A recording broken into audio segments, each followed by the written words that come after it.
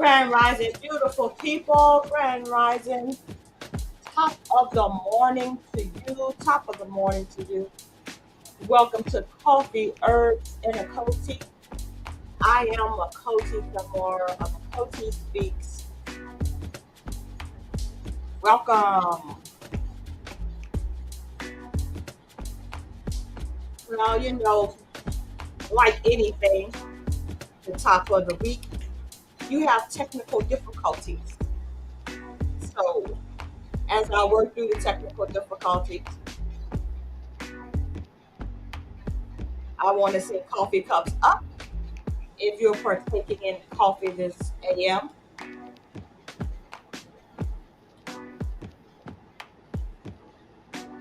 Teacups up, and if you got that herbal tea going on, welcome back, welcome back. Welcome back to another edition of Coffee, Herbs, and Achoti. Thank you for tuning in. You could have been anywhere else in the world, but you are here with me this AM, and I thank you. Coffee cups up, tea cups up.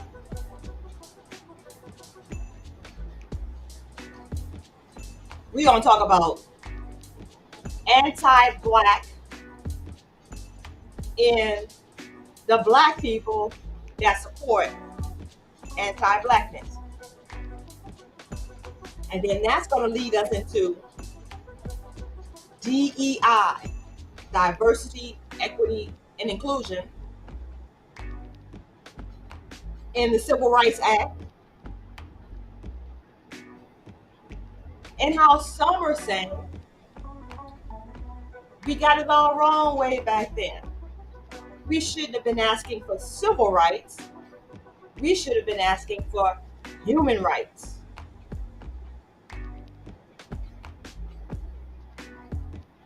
It's a funny thing how from time to time our Congress have to go and renew the Civil Rights Act. Never understood that. I never ever understood that. So that's why I say, and some others say, and even Martin Luther King Jr. himself said, we have to move from an era of civil rights to an era of human rights. But we should have started off with human rights to begin with. Because we know that That was the crust of the problem 500 years ago. Savage Europeans believed in their manifest destiny and enslaved humans that looked like you and I, which was a human rights violation. So we come to the age of the 40s, 50s, 60s when we were screaming civil rights. We want our civil rights. We should have been screaming, we want our human rights. We want you to acknowledge that we are human. We should have been saying that the 13th Amendment, which allowed the government to enslave individuals who they deemed was guilty of crimes. 13th Amendment is in strict violation of human rights. Slavery anywhere at any time is wrong. Now I understand there's such thing as a criminal justice system, but I am under the belief that the criminal justice system was designed to keep individuals like you and I enslaved. So now across the country, we're talking about reparations as a result of the human rights violations.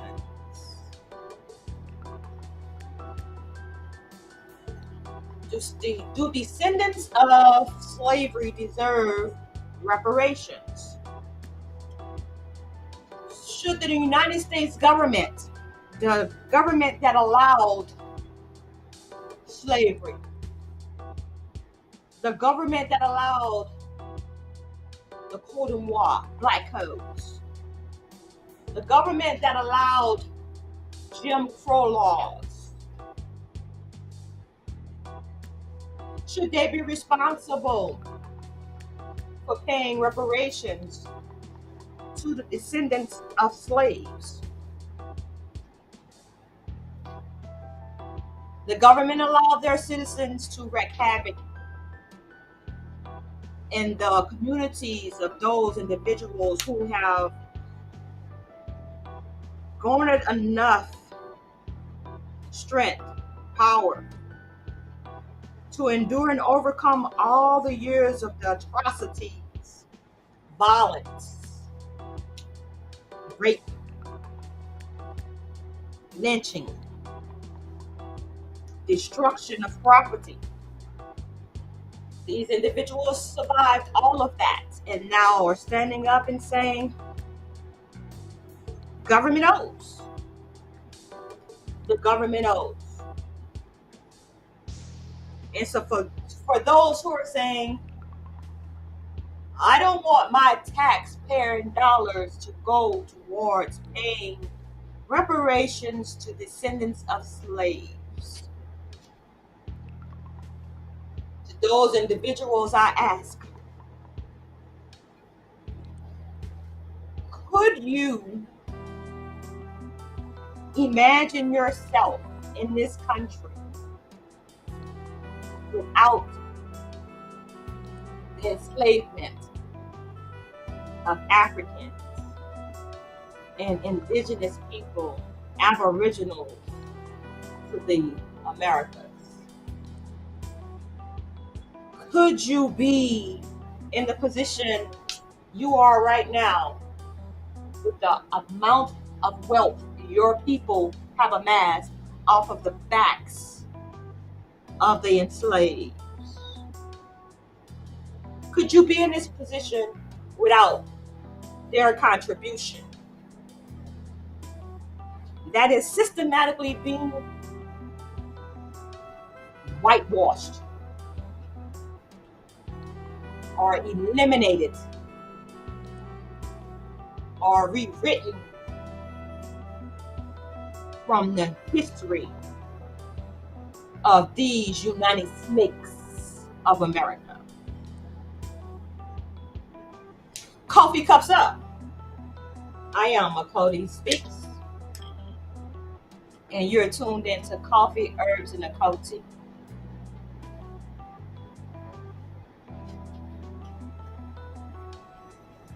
Welcome and thank you for joining me.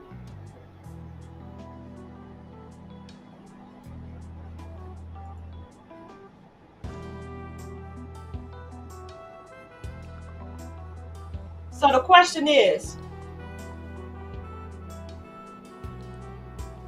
why are so many Black folk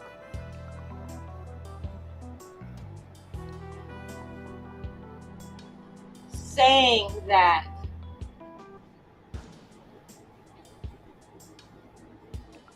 those individuals who came over on slave ships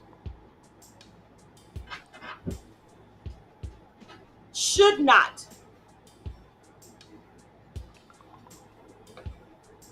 try to get reparations in this hour? Why do we have so many Black folks saying that approaching the United States government on the international stage, the United Nations, is not going to lead to reparations?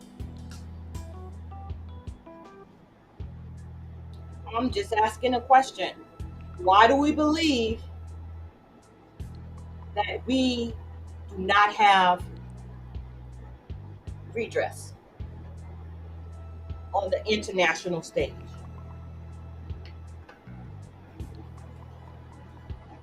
Every other nation of people bring their grievances before the United Nations, and it is addressed. Some outcomes may not be the outcomes those individuals who bring those redresses to the United Nations.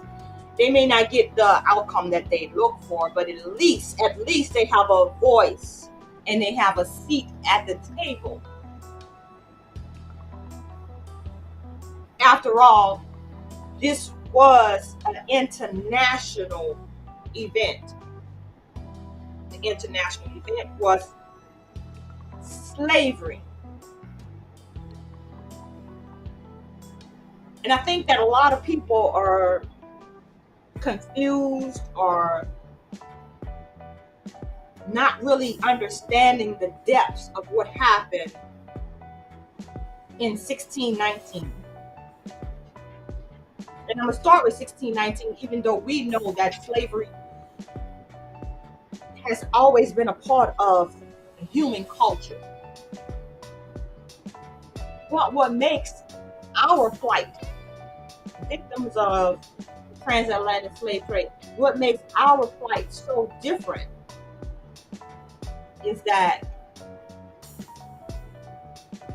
this slavery was authorized by what was known then as the Roman Catholic Church, which had all authority during this era. The popes and the papal bull and the papacy's power during this time was very, very strong. The Pope was very influential.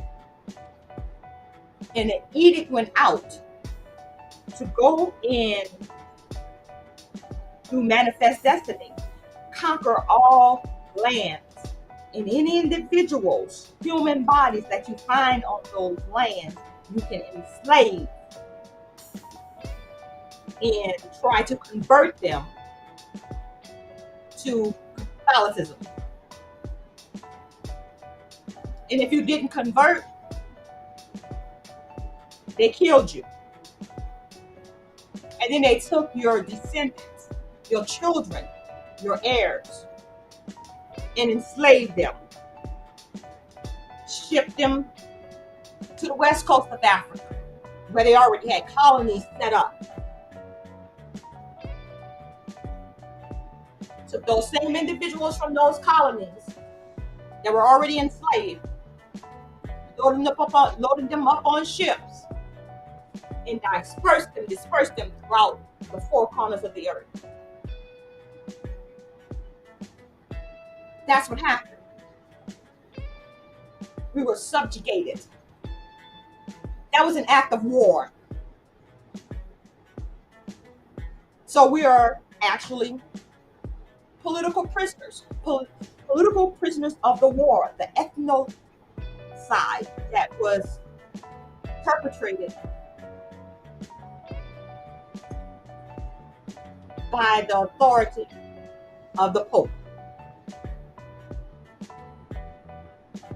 So, should we ask the U.S. government and the Archdiocese of the Catholic Church? After all, they started this. He authorized it. The papacy authorized it. Why aren't we asking them to pay reparations? Are they that powerful that we can't call them to account? The Catholic Church have a lot of money. The Vatican is the richest city in the world. And they don't play by our rules.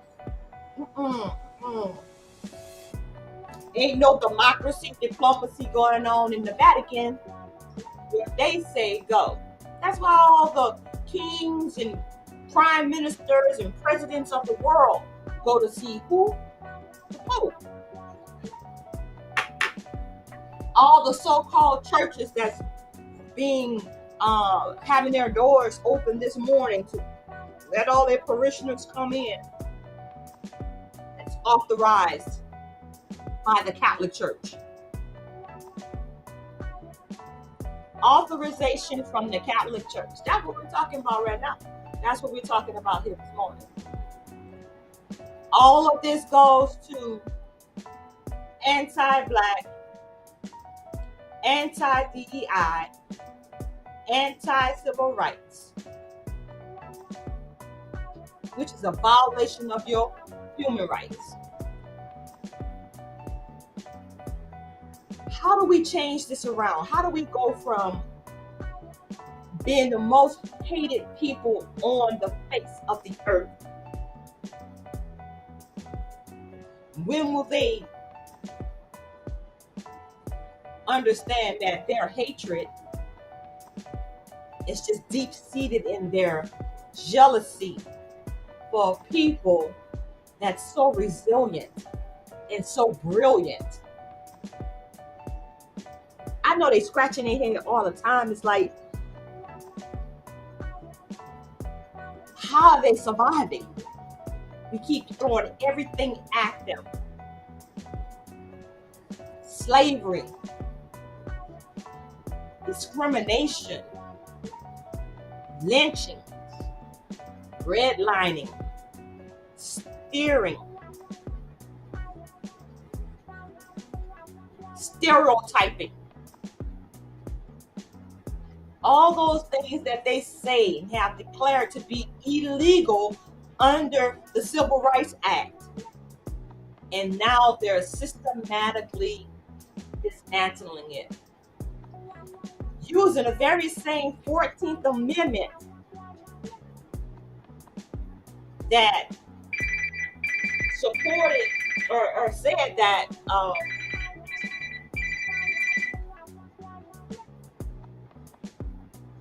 somebody's trying to call.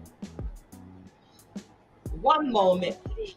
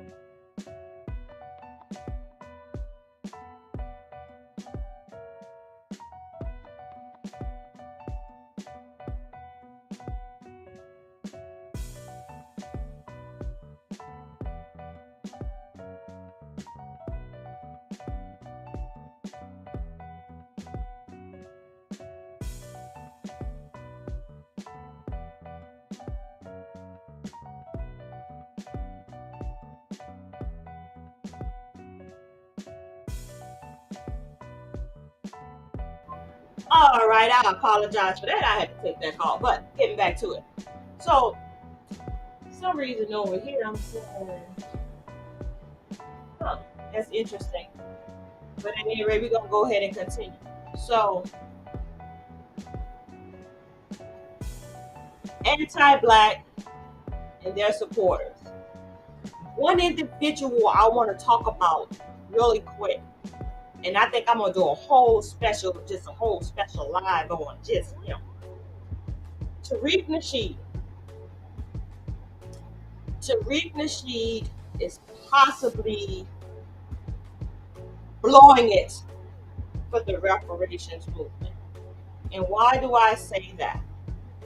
Because he got this thing with the foundational Black Americans, right? And I don't know, he's just not sounding as if he's really serious about getting reparations for those who identify as foundational Black Americans. I understand we have this Juneteenth celebration coming up, reparations on the mall or something to that effect for foundational Black Americans. Supposed to be a celebration of Juneteenth, and all of that's going down. All of that's fine. You got some concert people who goers going to be in attendance. You got some politicians. You know, it's supposed to be like a concert celebration Juneteenth, but a reparations rally at the same time. So I definitely going to be tuned into that to see what they're going to be saying, other than the usual rhetoric about basically what I just said, all of the atrocities and the reasons why the United States government should pay. But what is the foundational Black Americans? What is that organization doing? Who are they lobbying? Who are they setting up meetings with? I understand that in places like California and New York, there's some reparations, bills that's making their way through and may be signed off on. But if I can recall, the last article I read coming out of California is that, yeah, they're moving forward with a reparations bill, but that bill does not include cash payments. So if the bill does not include cash payments, what's in the bill? What's in the bill for descendants of slaves? And I don't want to hear nothing like what Biden was talking about when we had the 100-year anniversary or commemoration of the Tulsa massacre. When Biden said out of his mouth, what we can do is give people in Tulsa, African Americans, descendants of slaves in Tulsa, we can give them some low interest loans. What? We don't want no loans, sir, but we have to pay interest. That's defeating the purpose. What you should be saying is, we're going to give the land back. We're going to give monetary dollars back with interest. For 100 years that we've benefited from destroying that community. That's what he should have been saying. That's what should have been coming out of his mouth. Not telling Black folks that we're going to give y'all some more loans. And then we have individuals that was over the Tulsa Fund making TikTok videos and Instagram videos showing that they got all the money. When we know that the state legislature in Oklahoma decided not to pay the living descendants of slaves of the Tulsa massacre. They decided not to pay those people. And then this very same individual, who now I'm saying must be anti-Black, sitting in the car, making it rain. Sir, so disrespectful. And that's the reason why some Europeans that's in America, call themselves Americans, are saying, no, we don't want to give our money to these descendants of slaves. Cause look what y'all doing, y'all showing. And I'm not even one to tell you what to do with your money when we do receive reparations. But what I'm saying is, we haven't even received reparations, and we got individuals out here now showing them what we're gonna do when we get it. We're gonna floss. Wonder if that guy ever thought of how those people who were actually survivors of the Tulsa massacre, did he even think how those individuals will feel when they looked at that video? Social media can be used for good, but instead, these anti-black people, including those that are black, are blowing it. You guys are blowing it. Getting back to Tariq Nasheed. Foundational Black Americans. Let's just dissect that. Foundational. I understand where you're going with that. We were here before Christopher Columbus. Right. That's foundational. Black. That's the skin color that we've come to identify with since, I think, maybe the 70s. Right? But where did so-called black people originate from? As a matter of fact, where did all peoples originate from?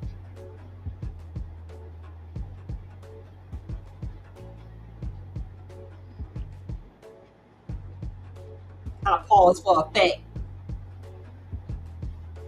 Think about that. Let that marinate.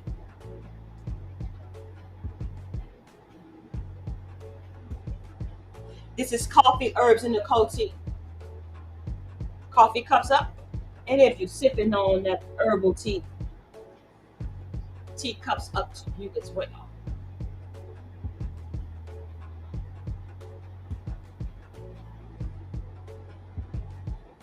There are over 50 states that are engaging in or has passed anti-DEI legislation. And this is a direct result of the Supreme Court banning affirmative action, saying that affirmative action is unconstitutional. Now, I don't know if you all know, but the affirmative action case that was heard by the Supreme Court was brought by some Asian Americans. And now there's this growing trend. Asian Americans are saying that black people are discriminating against them. Imagine that. Black people are hating on Asians. Imagine that. I want to share this video that I saw. Yeah, that's what I'm going to do. Let me go to my YouTube account so I can pull this video up.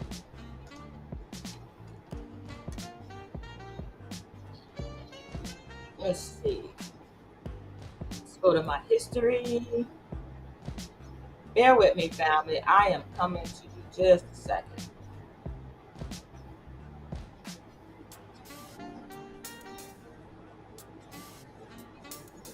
I do believe it's here.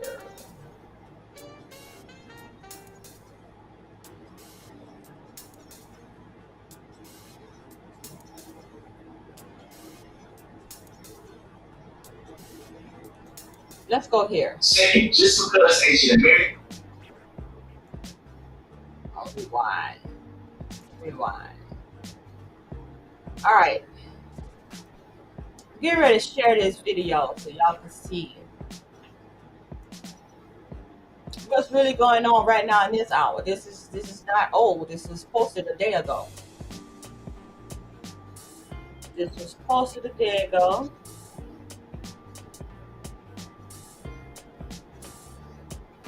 And before I show this video,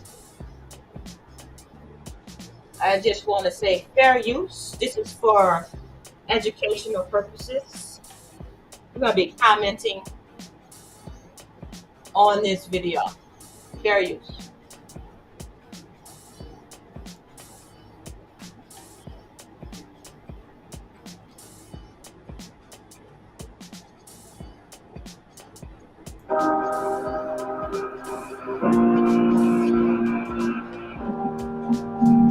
Hi lovelies and welcome back to this channel. If you're new here, my name is Malik this channel. Thank you so much for all the love and support. Don't forget to please subscribe to this channel, turn on notifications so that anytime I upload a video, you will be the first person to be notified. And to my returning subscribers, thank you so much for all the love and support. To those people that share my videos and to you guys that are actually educated, you guys are the real MVP for all the love and support. To have a conversation, and as a result, this woman decided that she's in support of removing Asian-owned businesses in Black community, and this actually got people talking. And I'm just going to roll the clip as well as some of the stages I was able to put together. Please leave me your own thoughts in the comment section of what you think of this video. Alright, lovelies, let's dive into it. Thank you for setting me up to talk about this. I know that you and many other Black people know the answer, but it is something that I'm still processing, and it hits me really hard in the gut. And so I want people to understand that I am answering the question, what do I know? I'm not speaking for anyone. Many commenters today have pointed out how many affluent Black towns have been created and destroyed throughout United States history, and most non-Black people know about the Tulsa Massacre, Black Wall Street, Lake Lanier. But it was many Black towns. One commenter said over 60. And it's not that some Black people sometimes were able to establish a successful community that accumulated wealth. It's that Black people were consistently able to go anywhere and together establish strong communities that accumulated wealth and had education systems and businesses and were thriving. And every time it happened, people destroyed them. And then as you progress through time, it becomes less acceptable to burn and flood and massacre entire towns. So again, you have the passing of the Civil Rights Act in 1964, and the United States opens the door to Asian immigration in 1965. The United States has a long history of using immigrants to get in the way of Black people.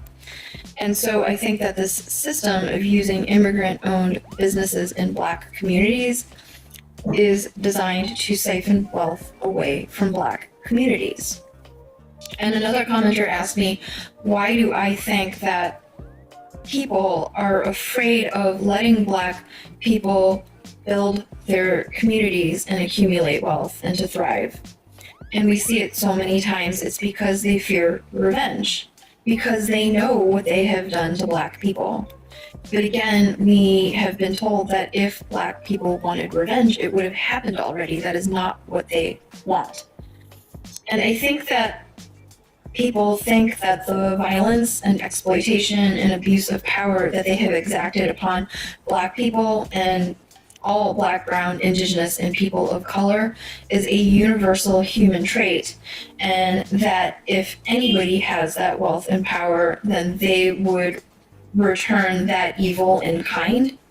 But it's not.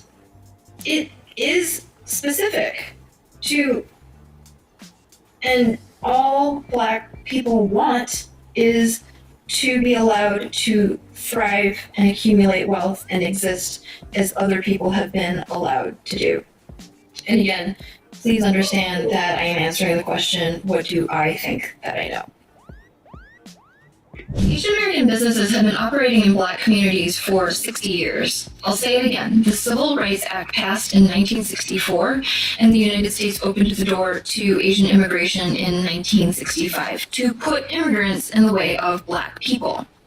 And this idea that the tension between business owners and customers is one of mutual cultural misunderstanding that could be overcome if they just got to know each other better, the time for that has long passed. And as I said before, the problem with framing the misunderstanding as mutual is where one demographic owns the businesses and the other demographic has to pay. There's no mutuality. There's a power imbalance. The only situation that I could see being beneficial at this point would require Asian Americans to be willing to leverage their ability to secure the business loans, to secure supplier accounts, and to attain business licenses, to open in Black communities specifically to hire Black people to work in the businesses and to provide the professional development opportunities so that Black people can become the leadership in the businesses in their communities. But I don't have a lot of hope that Asian Americans are willing to do that because the Asian American business owners that we see currently are not even willing to treat their Black customers as human. So I fully support Black people boycotting these problematic businesses in their community. And I want to say that I think another thing that non-Black people aren't aware of is that it is not as simple as boycotting the businesses and putting them out of business and then opening your own to compete. Because the system will find ways to still not give them the loans or rezone them so they can't open a business or not grant the business licenses.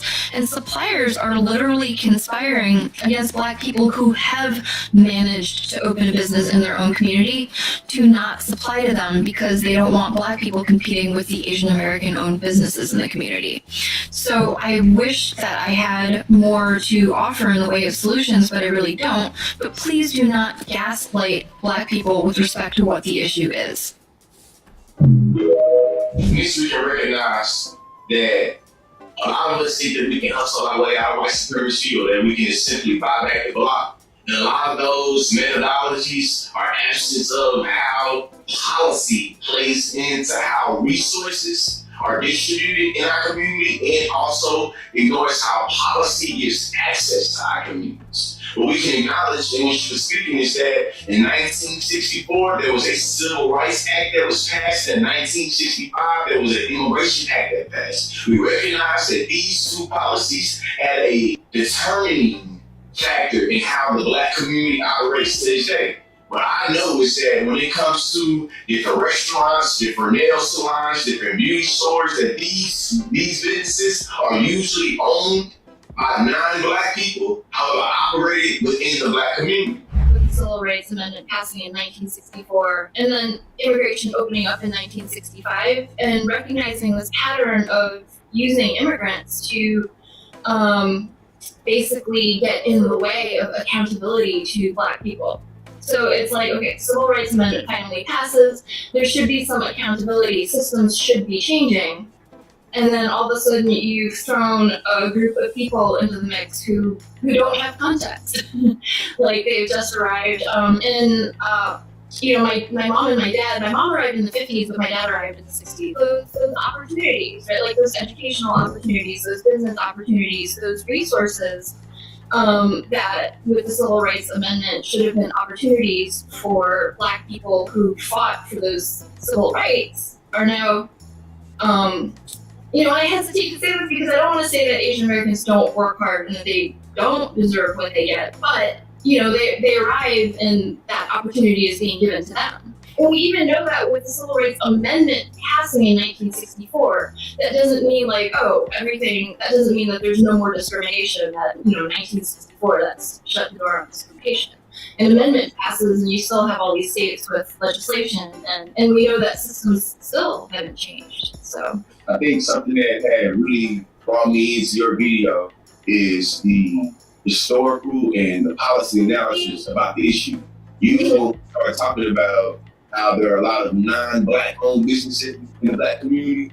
I think we're going through a way where we kind of perpetuate apology. So what I like about your nuance in your video is that you say something important like, hey, it's not just cultural differences.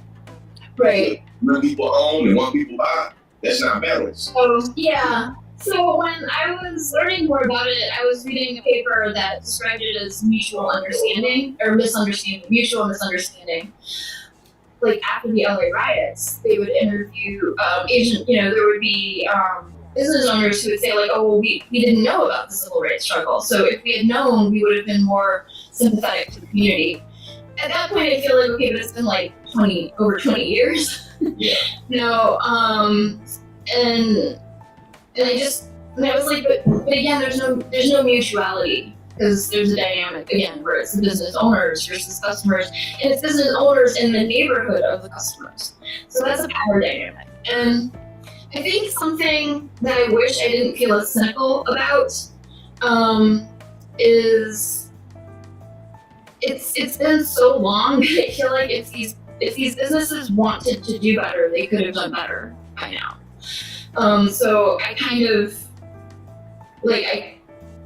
at this point I support boycotts. I support boycotts. I get called a traitor for that because they're saying like, you're advocating for people to not support Asian American businesses, and I'm like, but if they're going to engage in predatory capitalism, and if they're not going to do right by the communities that they're in, then what else do you do? Like, there's no more explaining. Do a little research on how to research over research. Research over research. I got this from the journal called The Misinterpretations and Injustices of 1992 Los Angeles Riots and Black and Korean Conflict by King Kok Chun. I hope I'm saying that correctly. I apologize if I'm not. It says, there are several problems associated with such reasoning. First, most recent Asian immigrants have brought with them considerable economic and cultural capital, unlike African Americans who have suffered centuries of slavery and attended poverty and illiteracy. Second, just because Asian Americans have not sought welfare or medical aid from the government does not mean they have not need of such help. The simple lack of wherewithal, such as a fluency in English and knowledge about the U.S. social system to seek it. Third, the myth of the model minority homogenizes all Asian Americans, when many Chinese Americans, Filipino Americans, Vietnamese Americans, Cambodian Americans still live below the poverty level. What we see here is that there's a concerted effort of anti-Blackness and how light over dark, white over black becomes a structural modality that allows for different people to value different individuals and create this hierarchy. What we understand is that even given this hierarchy, I can acknowledge as a Black person, there has been a lot of people and a lot of sentiments in our community that have internalized this idea of the myth of the mild minority. And what we know from doing different interviews and talking to different people in the Asian community and the Black community, that this myth of the mild minority is one that is asserted, that is able to almost sustain, legitimize the idea of divine economy. But I'm saying that I understand why, like, nervous trolls are like, oh, you're blaming white supremacy, and there's not even any white people involved. Like there are no white people. That's the masterfulness of white supremacy, man. Yeah. If I can be present without being present, that's like, if you can acknowledge that whiteness and white supremacy operates by being, like, always being present without being present, it's kind of how it is. We can think about how it's just communities of Black people, aesthetics and ethics and morals of white supremacy, it creep into it. It's the reason why this work is so hard. That's the reason why we can acknowledge that even in places, you know what we can do? We can center Blackness. We don't center whiteness. We don't center anti-Blackness. We can acknowledge that having confidence in the world, everyone confidence are implicated in systems of anti-Blackness. So we start thinking about the root cause of anti-Blackness. We can acknowledge it's something about Blackness and Black people that the world views as being consumable and views as being something you can always separate Black folks from what they crave. Right. Now, this is something that I want you guys to consider. If they understand that they can basically pit nations of people against us, take advantage of us, they know that they can do that because we're not united. We're not united as a nation of people. We don't stand united as a nation of people like the Asians stand united as a nation of people, like the Jewish people stand united as a nation of people. Nigerians stand together as a nation of people. Kenyans stand together as a nation of people. What we stand together as? Black.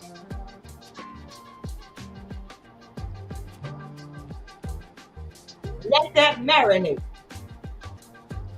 We stand together as black. That's the only thing that unites us is black. But is black a nation that's recognized? I mean, you got black folks in Africa, right? But they tribed up. Even within Nigeria, they're Nigerian, but then they got different tribes, like the Igbo tribe, the Yoruba people. What people are you? Foundational Black Americans? Aboriginal peoples? Oh no, are we still Native Americans? Even those people have their own tribes, nations of people. So what I'm trying to say is, when y'all gonna get it? We know we gonna get it. Like, we know we gonna get it. I'm gonna include myself in it.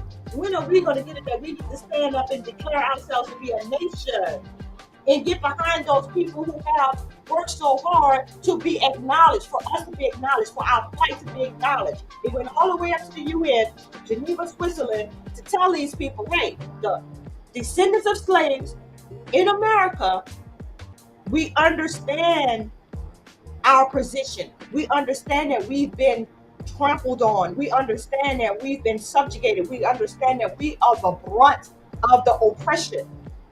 Now the Asian Americans are piling in on it. But we still stuck on, oh, I don't want to be an Afro descendant because we ain't from Africa.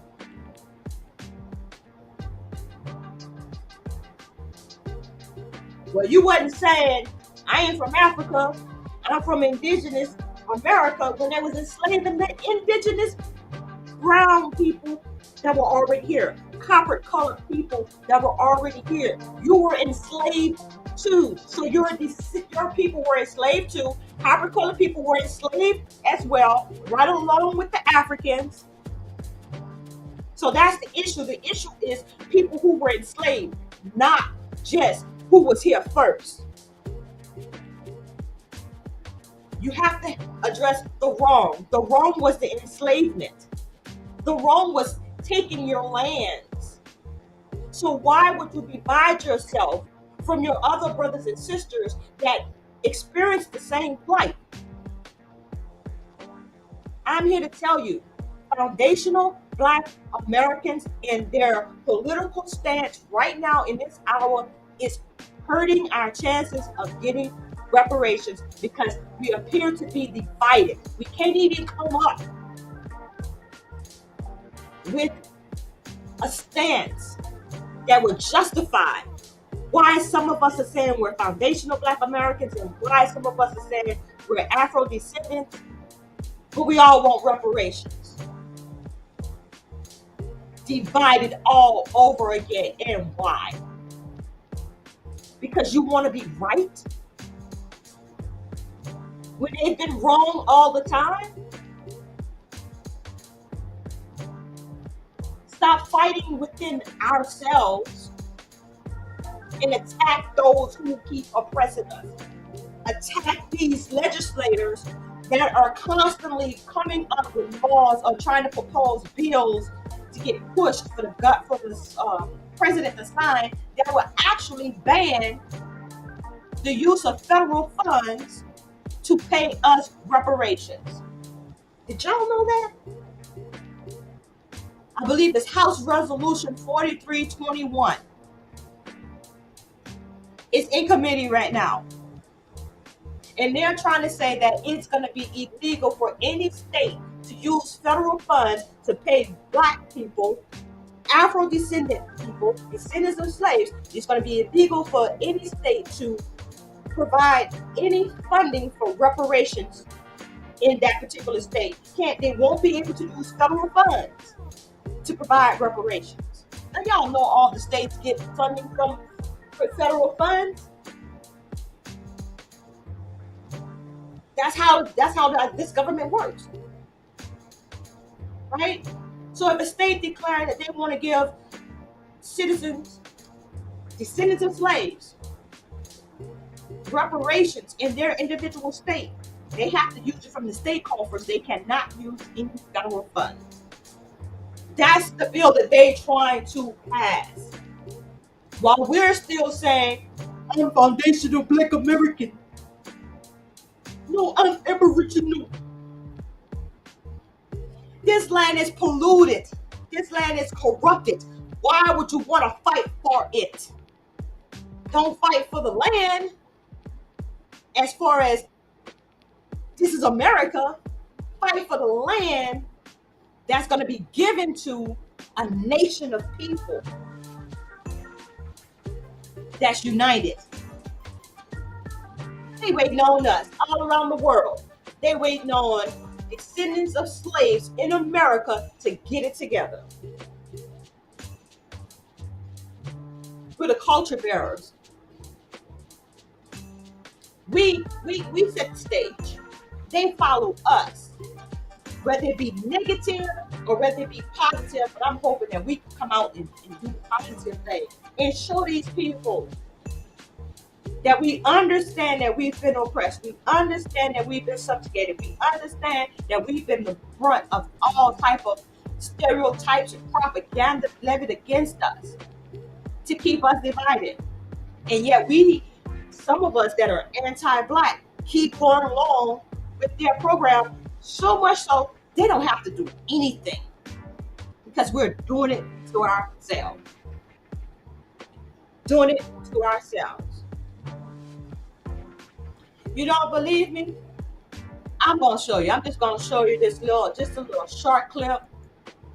Let me go get that, because when I heard this gentleman say this, I was simply floored. And I say, is this foundational Black Americans? Is this who y'all have representing y'all? This freak? This guy? And he wants to say he's a leader? He's going to lead somebody somewhere? Man, this guy's a joke. And if y'all don't know, I am talking about Tariq Nasheed. I got to find this video. He recorded it on his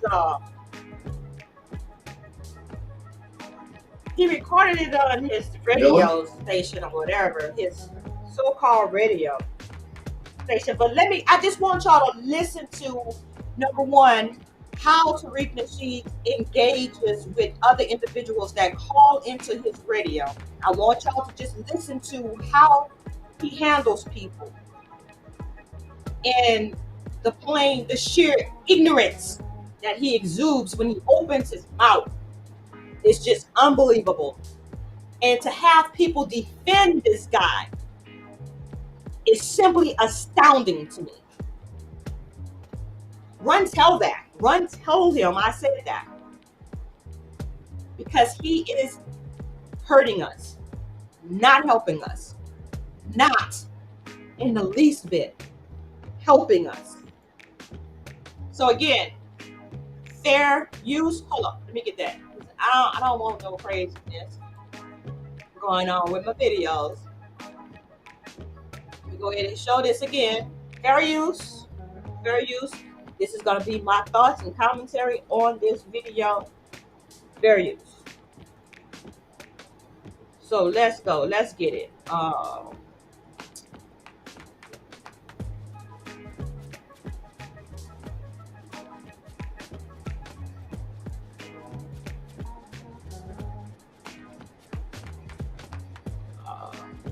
Give me a moment. There we go. There we go. See the thumbnail? You see the thumbnail? All right. He says anti-FBA tether. If someone knows what a tether is, please tell me in the chat and put it in the comments if you watch this later. What in the hell is a tether? I get the sense of, I think a tether is someone who lives in Africa, maybe. Someone who's originally from Africa. I don't know. Tether.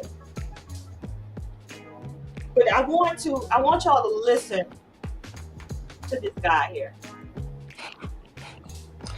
Ms. Camilla, you want to unmute your microphone? Oh, hi. Hi, how are you? I'm good. How are you?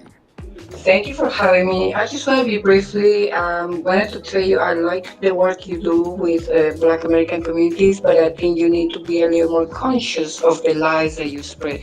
I know you live in California. I know the Jewish are all around you. You might be intimidated not to tell the truth. You are a Jew. You're a true Hebrew like most Latinos. We are the 12 tribes of Israel.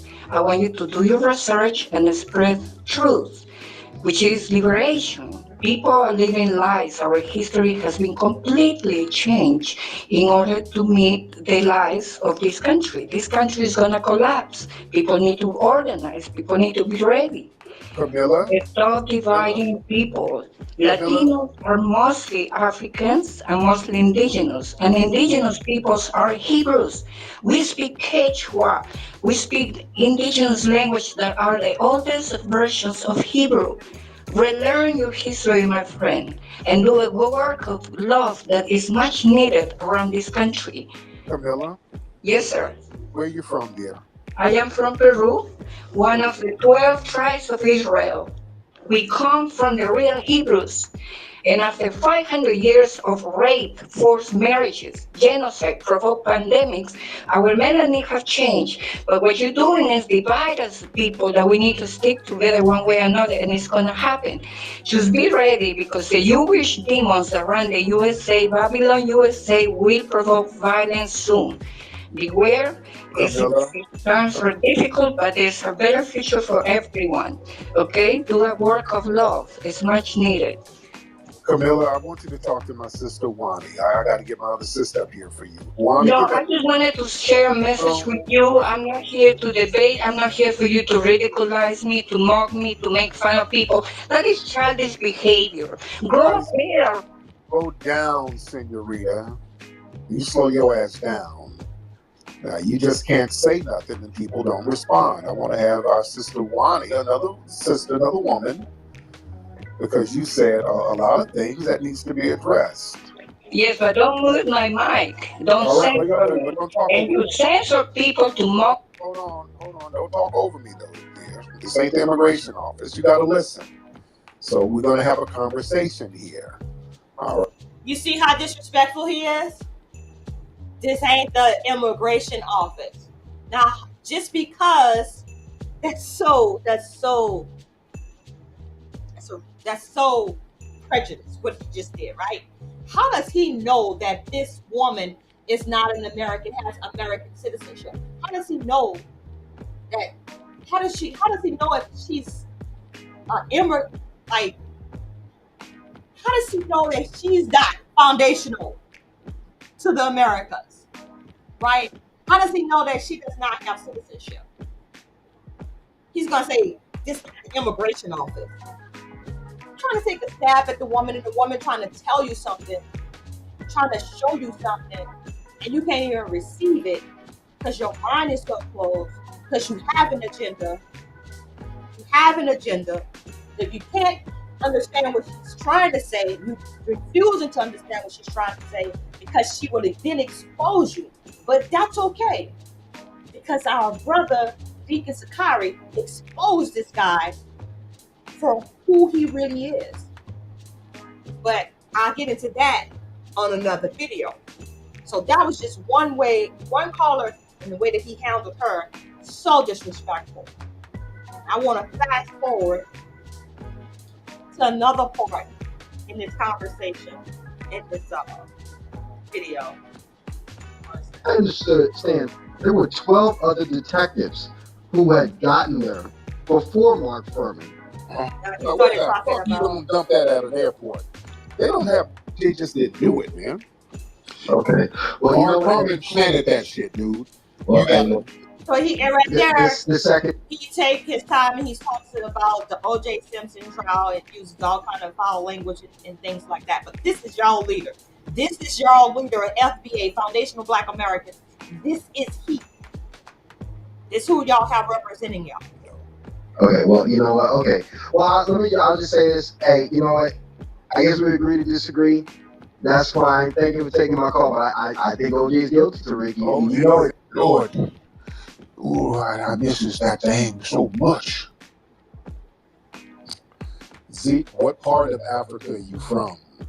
There is only one Africa. Okay, Nice. here it is. That was All damn right, so let me see. What's up, Zeke? What's up, Tariq? What's up, Zeke? I'm gonna have to get you to get those ear pods out, brother. Those ear pods. They're killing the game, brother. Those your ear pods are janky, brother. What's up? You still hate Africans? You stop acting like a scorned bitch. Dude, get your thong out of your little musty pussy, dude. Don't call asking. You still hate me? That's what a bitch asks a nigga who smashed on the first night. Stop being a bitch. Do you still I hate? said you still hate Africans. You're not a proud African. You hate black people. That's you projecting, nigga.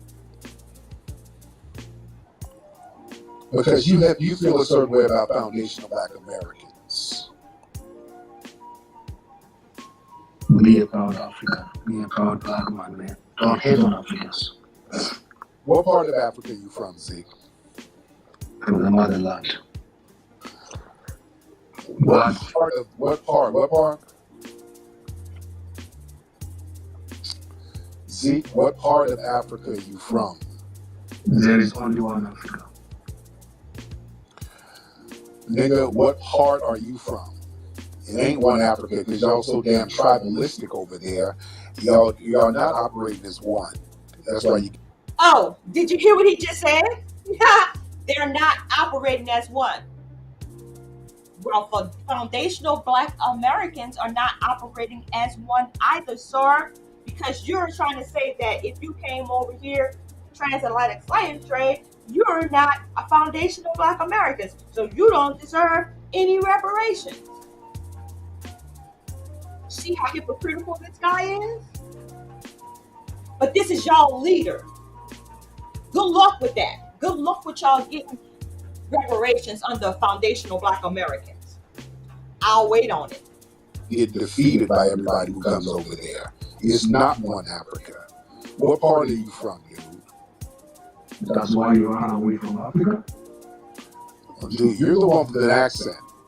I'm a foundational Black American. You're the one. I'm a proud African. No, you're too ashamed to even name where you're from. You're not proud of anything. You're too embarrassed to name where you're from. Look at you. And you're trying to sit here. I knew that was a projection. You hate Africa. You don't even want to say where you're from. Nobody hates Africa more than a tether. Go ahead, Zeke. Nobody hates Africa more than a tether. Does that sound like anti-Black to y'all? I'm just saying, does that sound anti-Black? Tariq Nasheed supports anti-Black. Tariq Nasheed supports anti-Blackness. You can't say those folks over there are too tribalistic. I would rather be tribalistic than to be caught up over here in America not knowing what nation I belong to. Damn sure don't want to be an American. But that's what they're saying they are. Foundational Black American. How you calling yourself American when that wasn't even the name of this land before the Europeans came? So you want to keep attaching yourself to these Europeans by calling yourself foundational Black Americans. Get out of here with that. Copper colored people work here. And this was called Turtle Island, sir. So are you foundational Black Turtle Islanders? Turtle Islanders? I think I would receive that better than foundational Black Americans, coming from someone who's so anti-Black. No, I say what I have to say. You hate the Africans. You hate it because you're too ashamed to say where you from and where you fled from, sir. You're ashamed of your homeland. That's I didn't fled from anywhere. yes, you did. I'm a proud African. I'm a proud Black man. No. You fled. Ashamed of being Black. You're ashamed of being African. Nigga, you fled. You're the one who fled, and you're ashamed to even name where you're from. I didn't flee Africa because I'm a foundational Black American, so I stay where my homeland is, which is here. This is my homeland.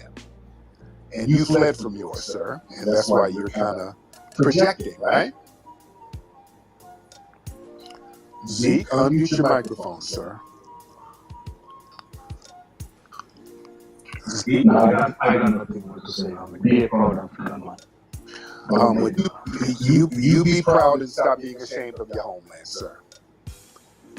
And go back and fix it. How about that, Zeke? So how about we fix what's going on in Black America today?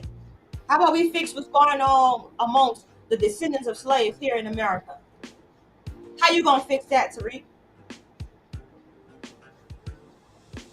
Last time you was engaged with some people, a fight broke out.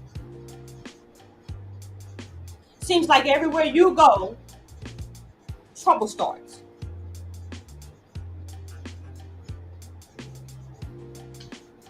I couldn't even begin to understand your position as a foundational Black American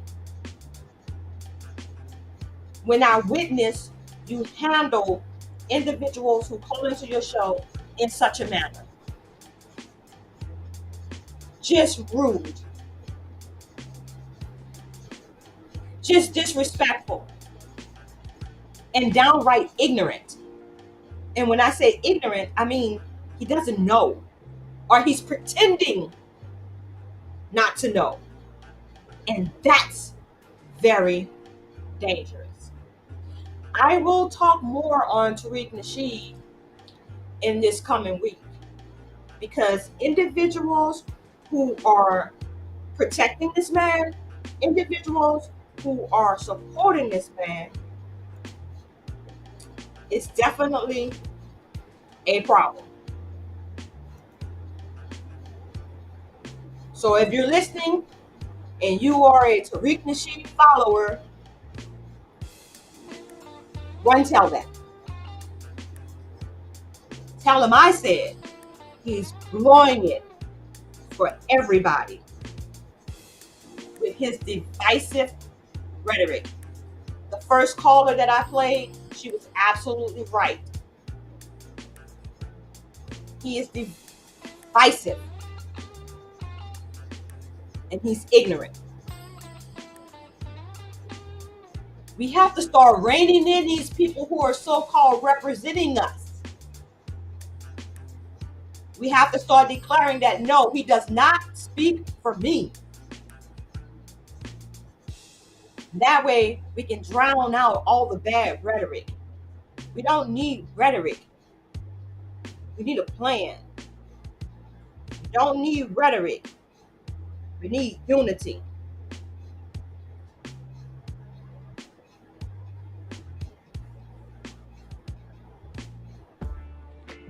It's a matter of human rights.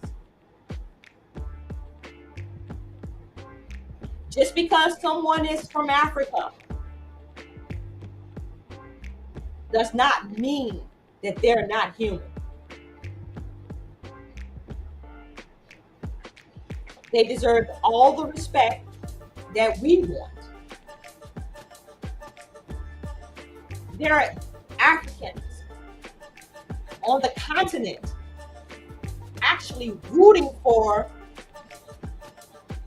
descendants of slaves in America,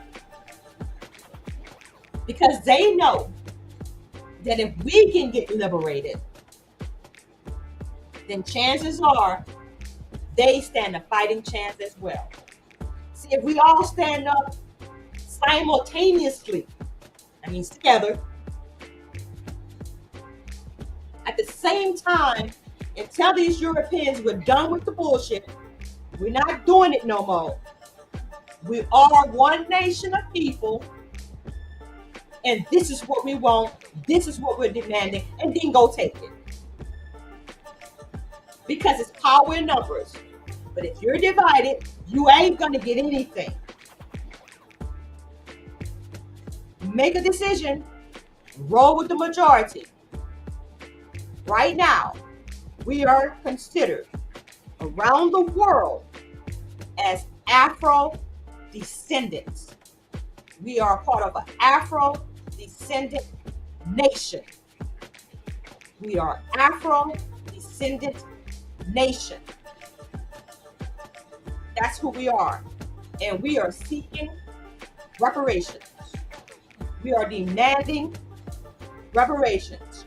We are demanding human rights. See, if you acknowledge our human rights, then the civil rights shit will just come along with us. See, that goes hand in hand. Human rights gives you civil rights automatically. We have to have rights to tell these people to behave civilly towards us. Civil rights, right? We got to have rights to tell them, we have to have laws on the books to tell these people that they must be civilized when dealing with us. You see how we cut ourselves short? So they gonna make a decision that no, we don't want to be civil anymore. We don't want to renew this Civil Rights Act. We don't want to be civil towards y'all no more. We want to go back to Jim Crow.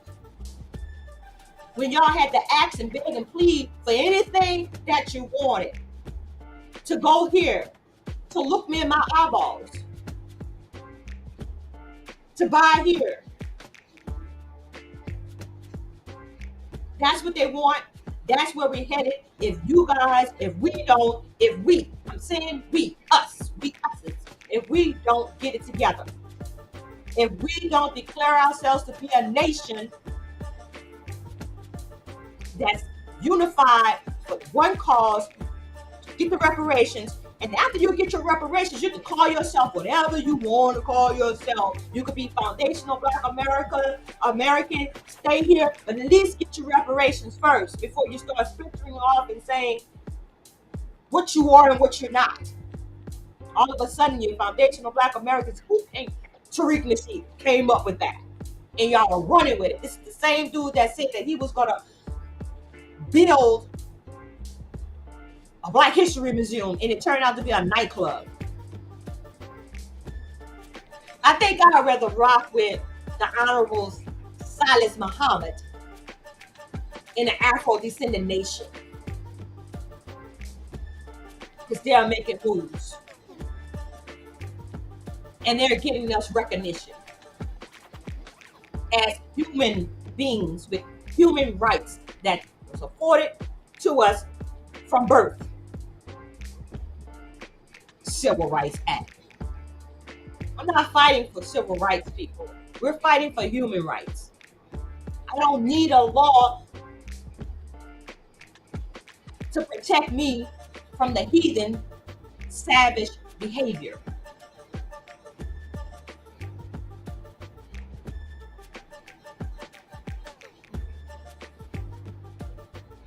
It's very disturbing to know that we've come all this way and all this time with history being written and available for you to read,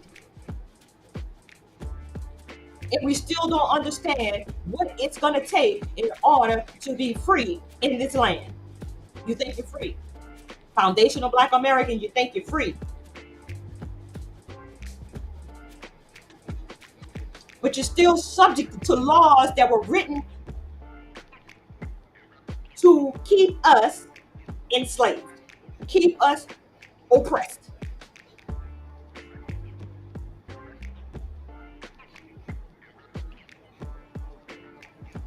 Things have to change, and we have to be the instrument of change. Change starts at home, just as charity starts at home.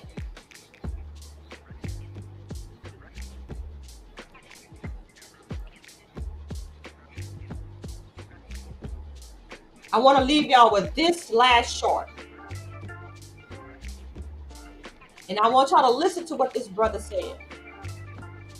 This is from the Reparations Now podcast.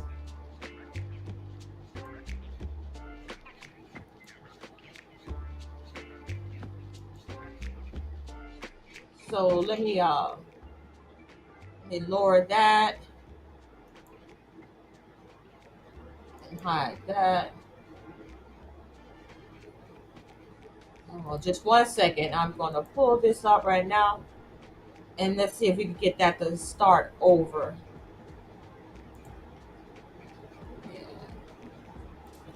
So we went through a 4 Let's see if I can get that to start over. cycle up. To get that done, it takes some.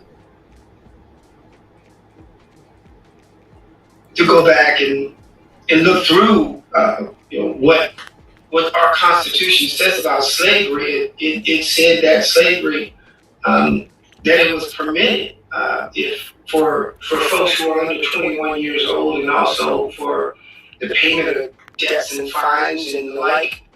And I think that, the Constitution matters.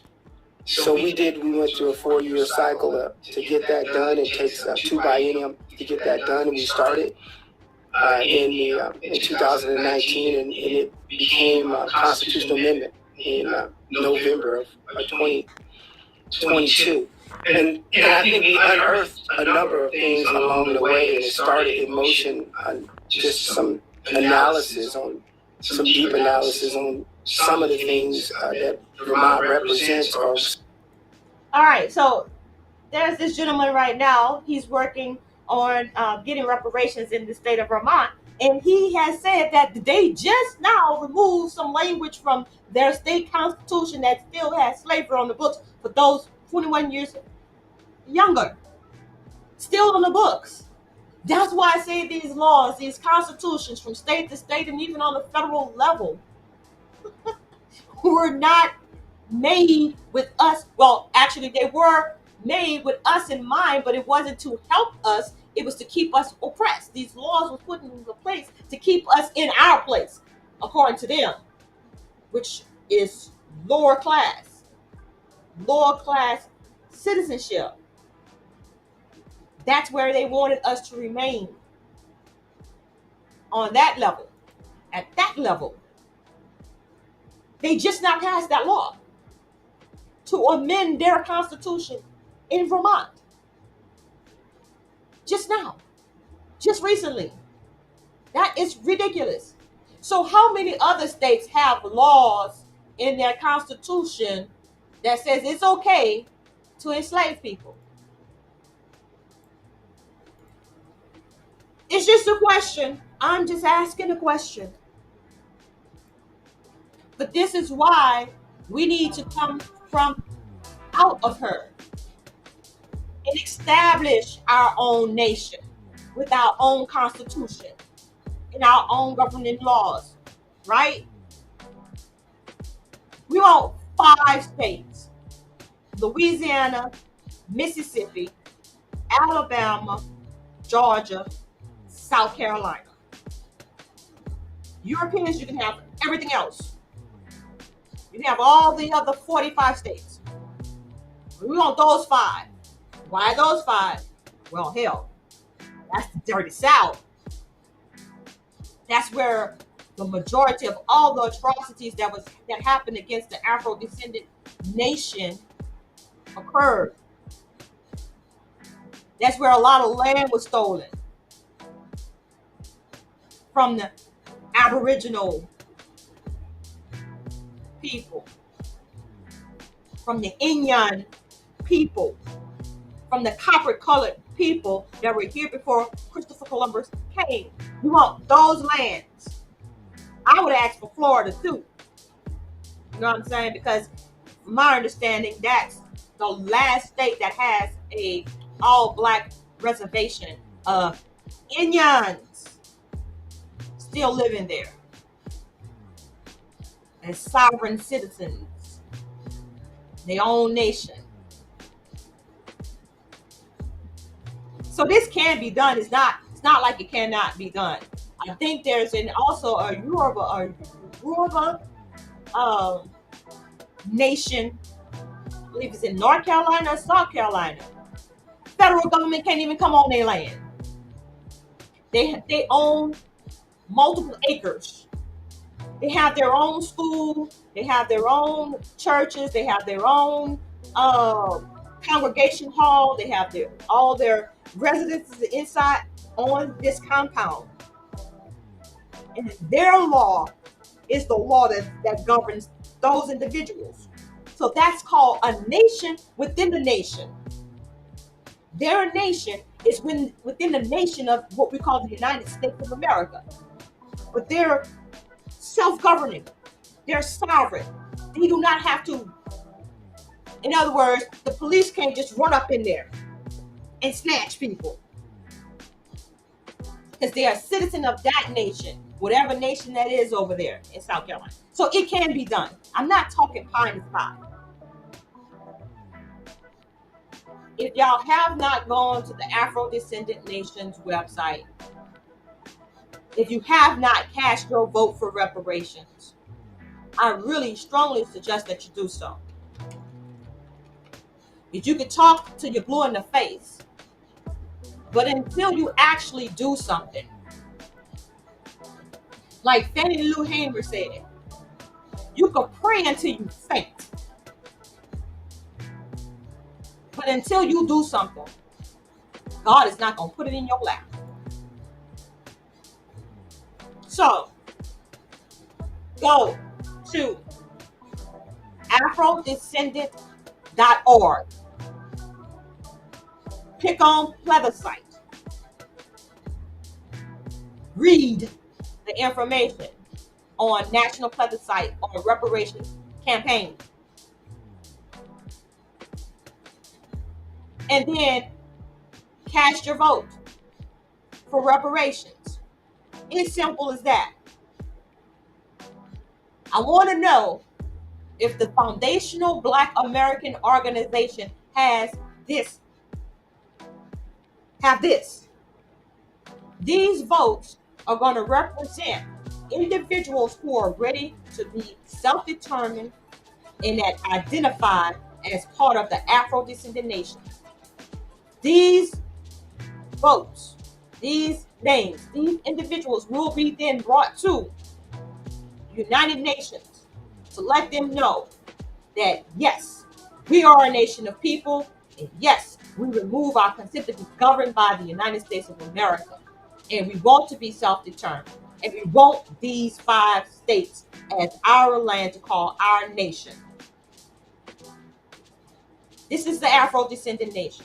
And then you also have the Provisional Government of New Africa.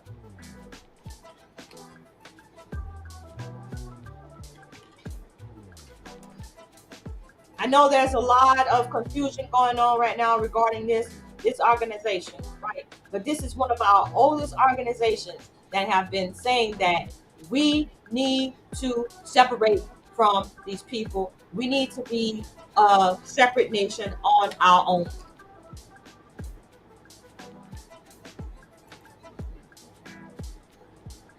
So this is the correct website for the Provisional Government of the Republic of New Africa.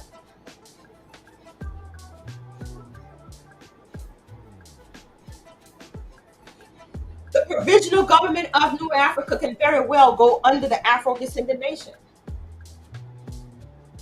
And surely I know we're working on that. Queen Mother Moore went to the United Nations. This is Queen Mother Moore right here. She went to the United Nations.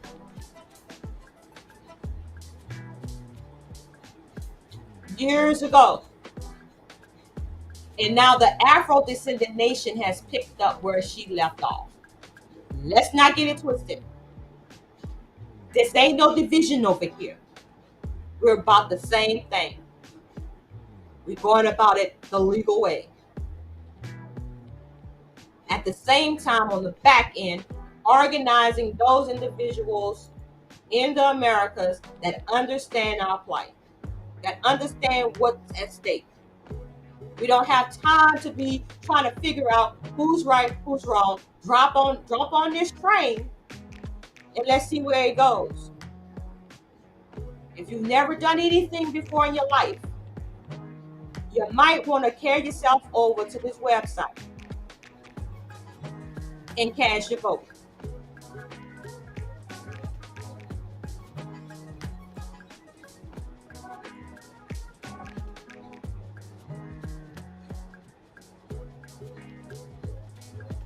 Cast your vote.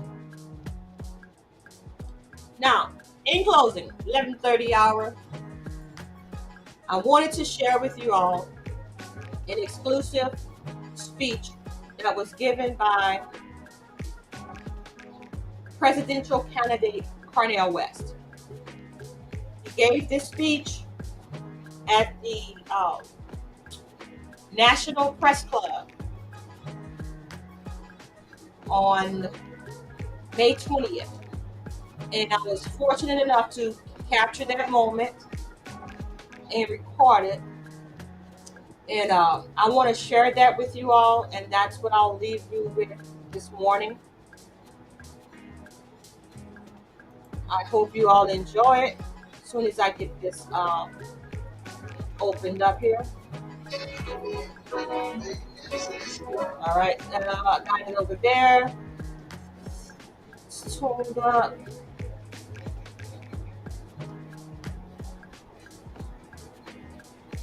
And we're going to go ahead and share it.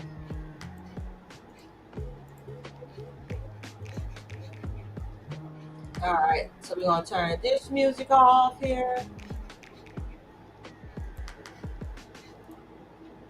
All right. Get this going here so you guys can see this. All right. I hope y'all enjoy.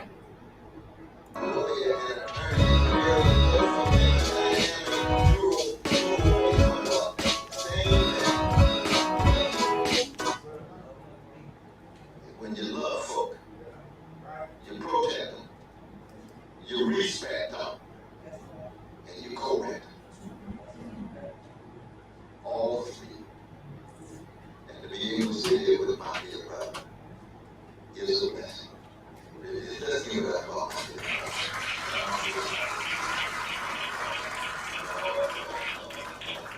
You were telling me about driving Malcolm X around in Los Angeles. Is that right, my brother? Having those dialogues with Malcolm. Of course, yesterday was Malcolm's birthday.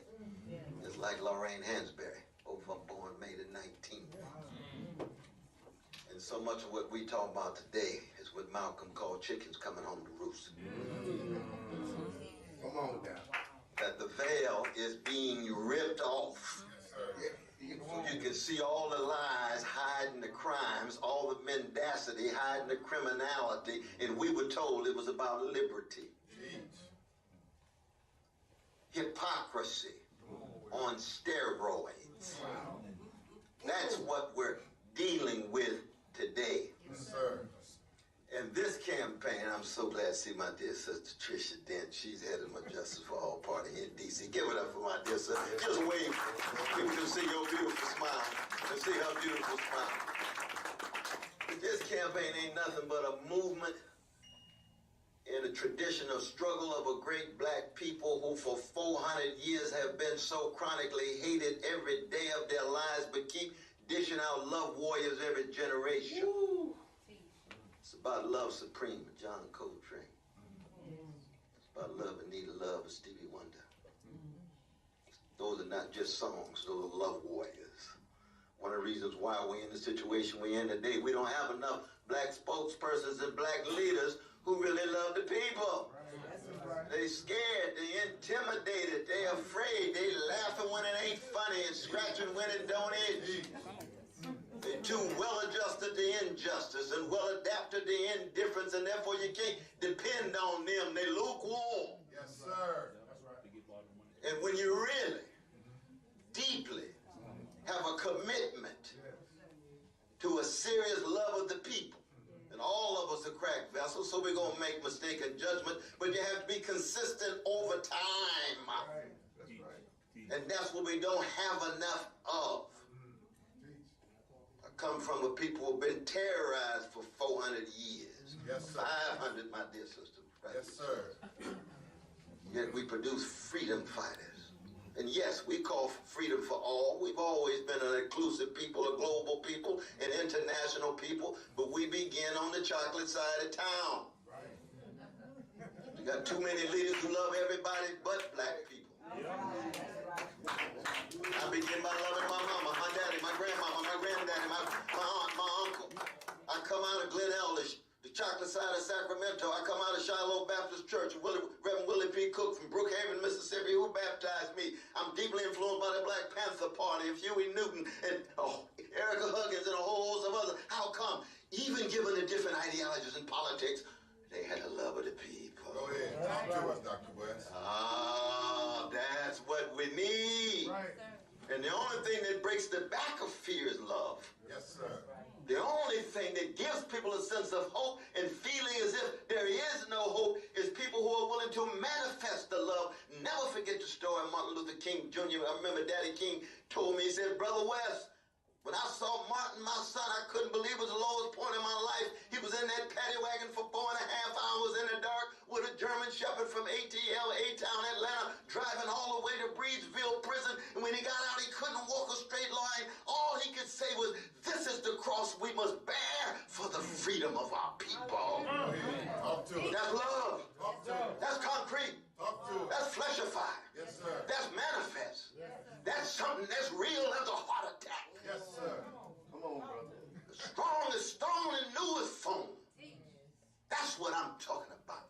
And I'm nothing but just a little small wave in the river of these great black people's tradition of love warriors and freedom fighters. And we also joy shares, given all of our sorrow.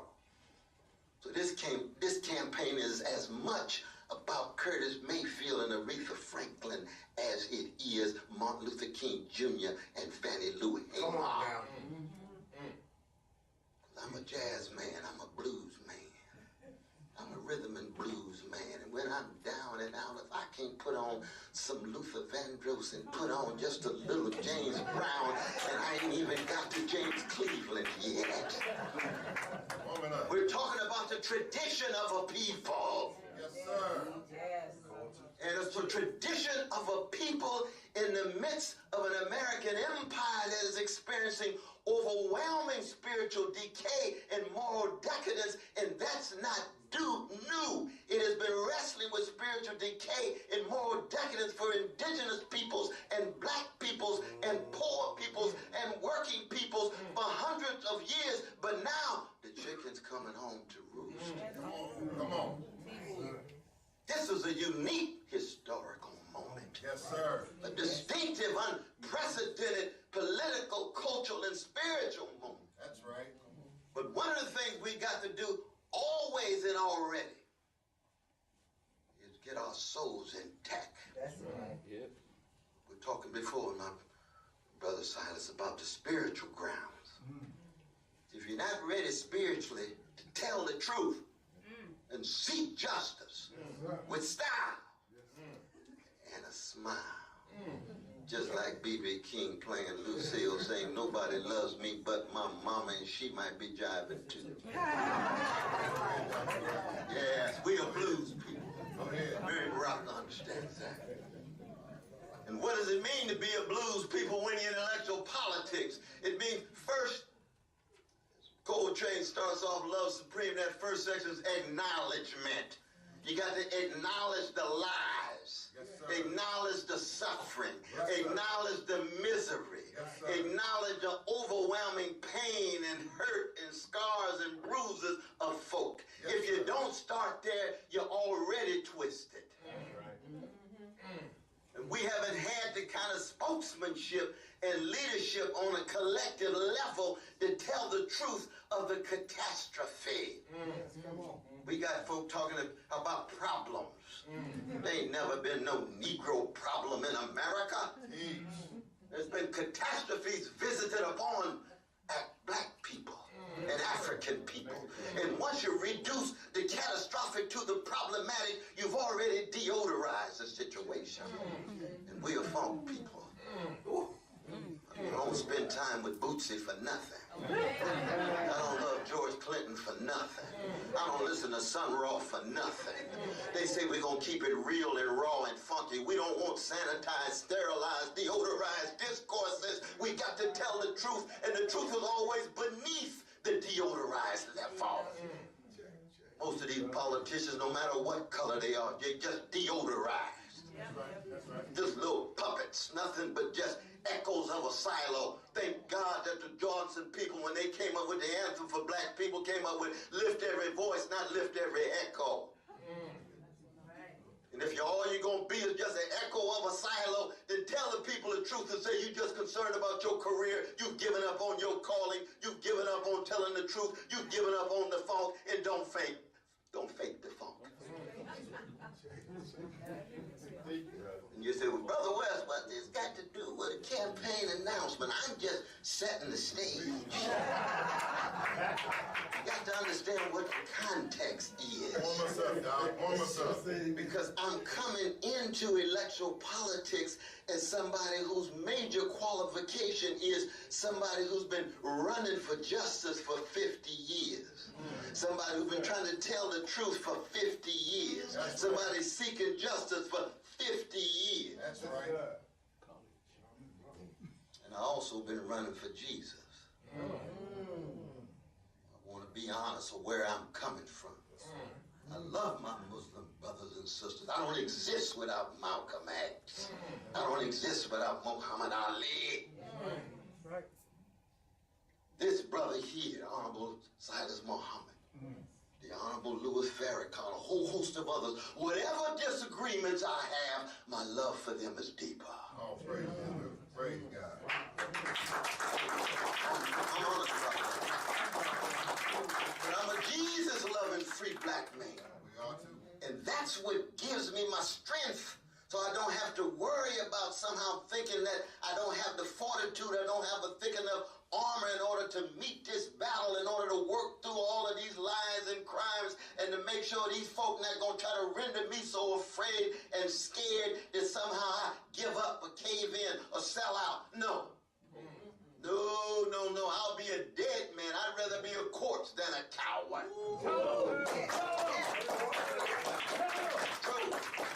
Brother Martin used to say, I'd rather be dead than afraid. That's what we need when the moment of the chicken's coming home to roost. So when you look at America, the first thing you see is it's an empire, not just a nation. That's right. There's been 70 empires since the beginnings of the species coming out of Africa. America's number 68. Every empire comes and goes. Every empire has a history. It emerges, sustained, begins to go down, and usually it's military overreach. Usually it's the corruption of their elites and their politicians. Usually it's the lies coming back and constituting a kind of blowback for them, given all the consequences of the lies that they've been told. Usually it has something to do with everyday people, the citizens, feeling as if they so hopeless and helpless and impotent and frustrated that they're willing to follow a strong man in the form of a tyrant. Wake us up. That's where we are. Trump ain't nothing but a bona fide gangster. Wanna be. Not even the real thing. Right. 'Cause I grew up with some dead up gangsters. I still got a lot of gangster in me, so I know one when I see him. But he's tied to big military, he's tied to big money, so you can't even see what's behind him. And he manipulates the white supremacists and the male supremacists and all the other various forms of hatred and fear that he that he engages in and indulges in so that people can't see exactly what he represents. He acts as if somehow he's with the common folk, but he's a billionaire, at least he says he is. And then Biden, acting as if he's some kind of progressive.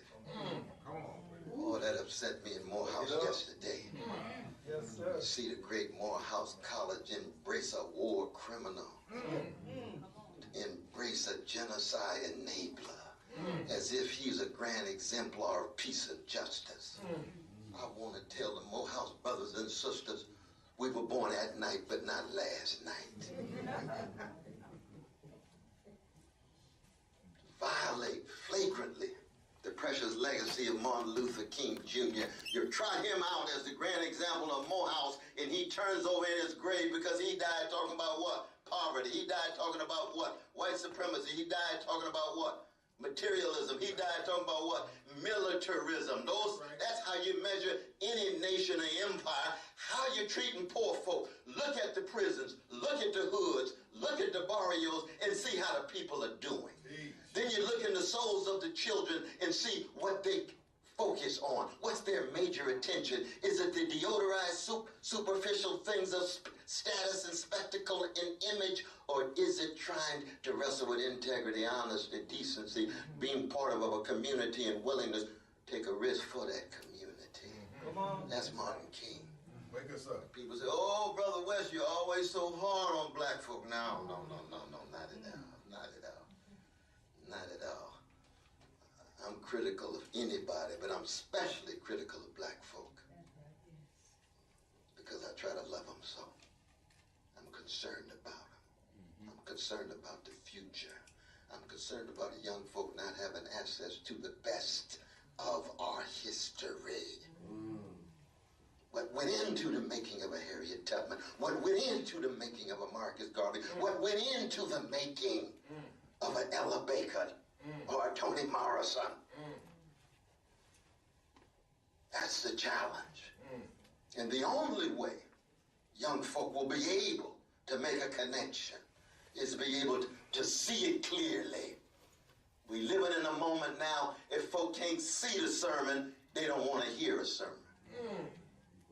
If you don't exemplify it in what you're doing, what you're willing to serve and sacrifice, then all the language in the world is sounding brass and tinkling cymbal, is empty, is vacuous.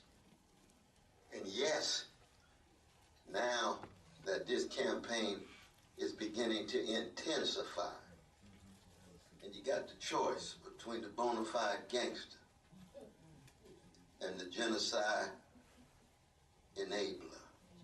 Where do people go? It reminds me of the words of the great Henry Highland Garnett in 1837, the first time that black people were able to come together. He's the Free Negroes in Philadelphia, 1837. He had one leg. He's leaning on the crutch, probably with a little gangster lean. Henry Highland Garnett, Liberia, making the connections that you all made. What did he say to black people? He said, black folk, never confuse our situation with that of the Israelites of the Old Testament of Hebrew scripture. For us, Pharaoh is on both sides of the bloody Red Sea.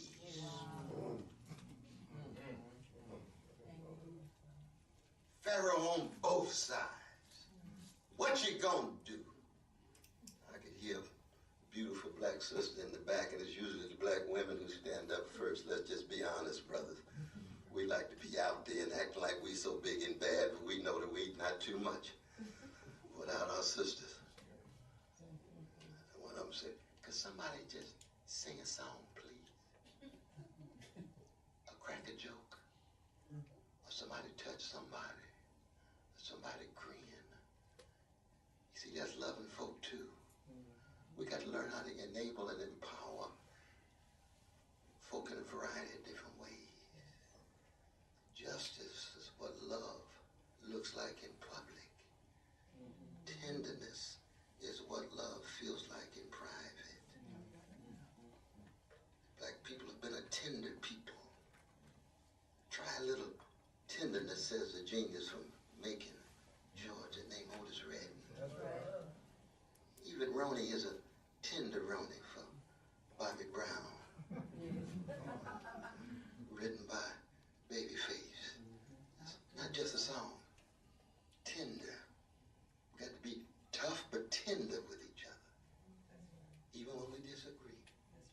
honest with each other when we disagree. The love is deeper. The tenderness, the kindness. What did James Baldwin say about Malcolm X? Never met a more gentle human being in my life.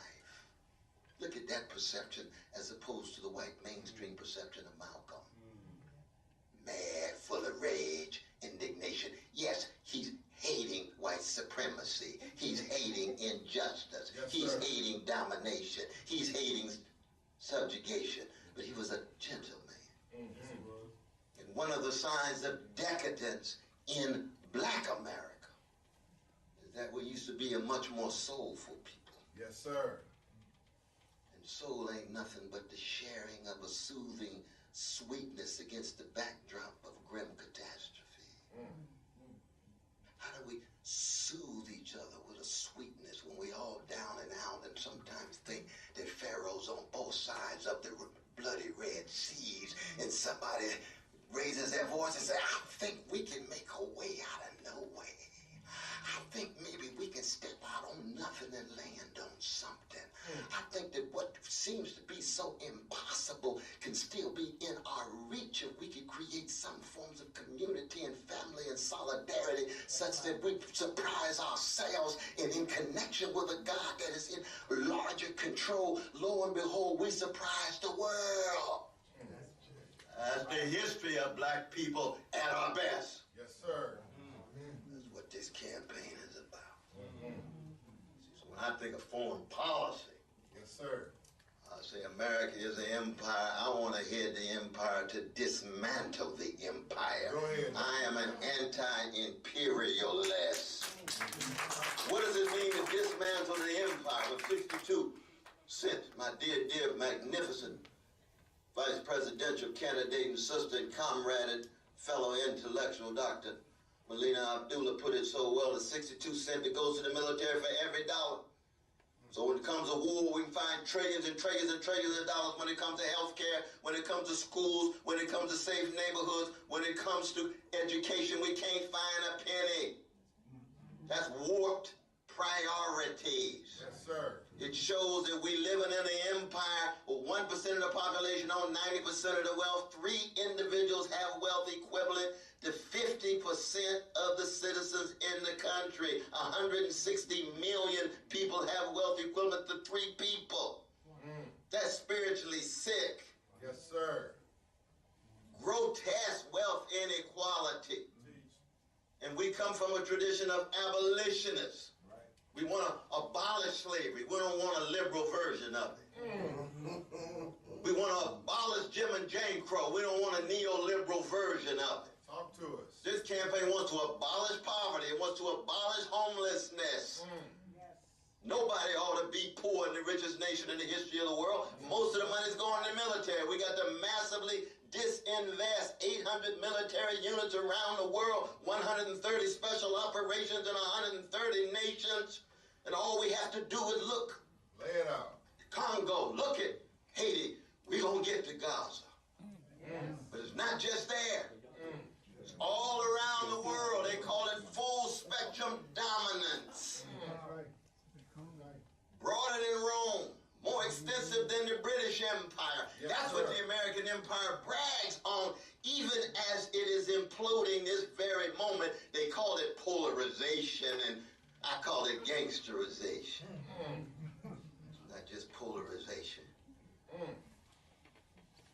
It's the gangsterization of the country. More and more people don't trust anybody.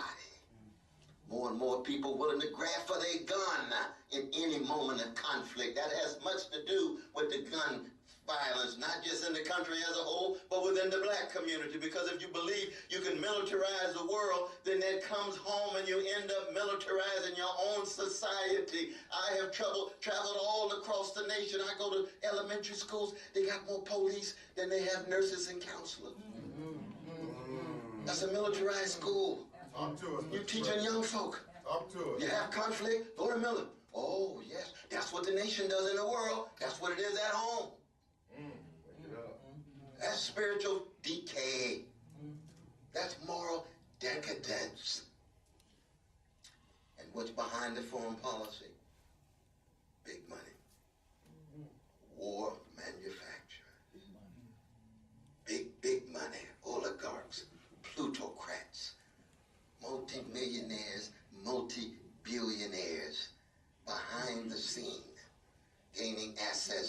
more and more monies. Do we know, does America know there's $8.7 trillion around the world in tax offshore for tax evasion?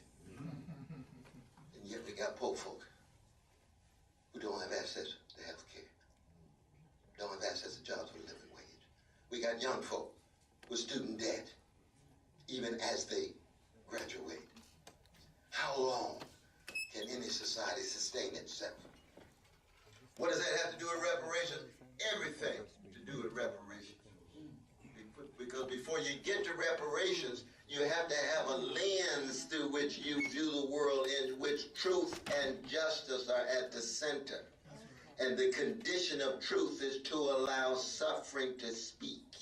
You'll never know the truth about America's past or present unless you listen to the voices of those who suffer.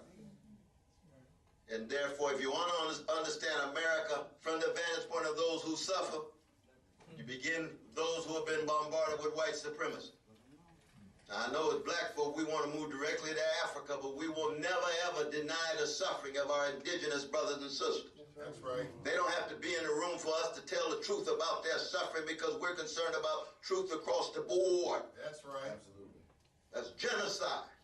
It's no accident that America cannot acknowledge genocide in Gaza. It can't even acknowledge genocide in its own history. Talk to us. And then you come back to the enslavement of African peoples. Dignified African peoples. Denial. James Baldwin used to say the innocence itself is the crime. How you gonna be innocent when you're the authorizers of the devastation? Come on, Mr. President. Imagine how spiritually sick that is. That's been the history of the country for too long. And on the black side of town, the only way you can keep black people under control is to niggerize us. Talk to us, man. To get us to believe we're really less beautiful, we're really less intelligent, we're really less moral.